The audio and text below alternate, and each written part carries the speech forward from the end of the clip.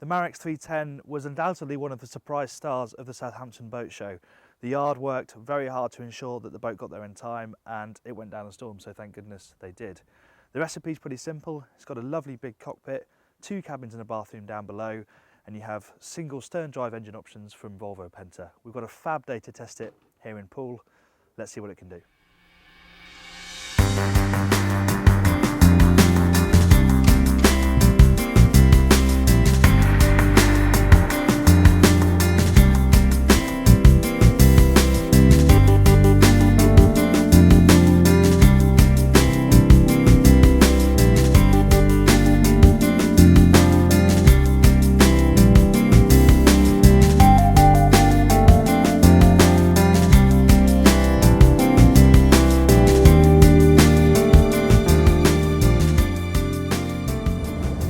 Out here on the water, the single stern drive setup that the Marex 310 has got makes it a very enjoyable boat to drive. It's lovely and agile, very smooth steering, really keen to turn, but also very safe. You know, this isn't a sports boat.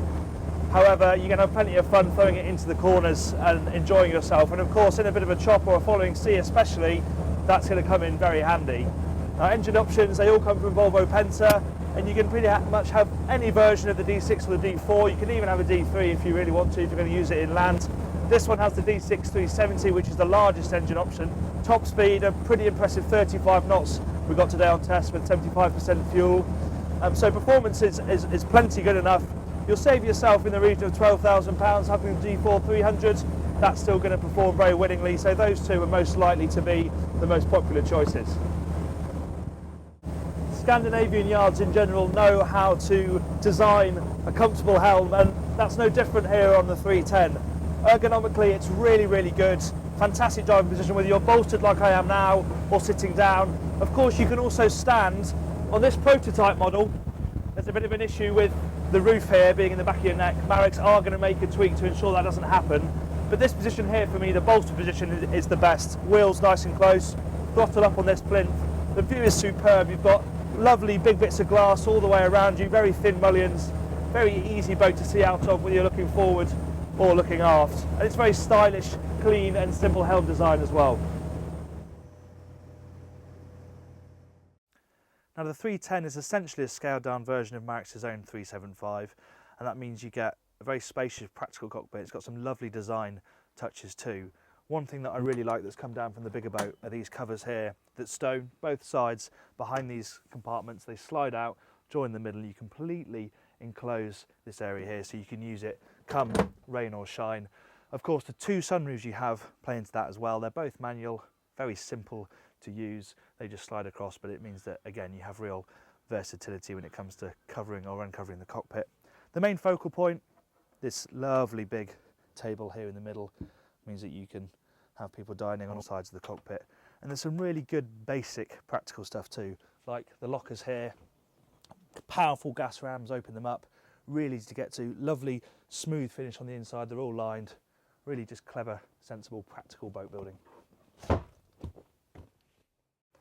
Now this mechanism here really makes this part of the boat. It's a very clever system.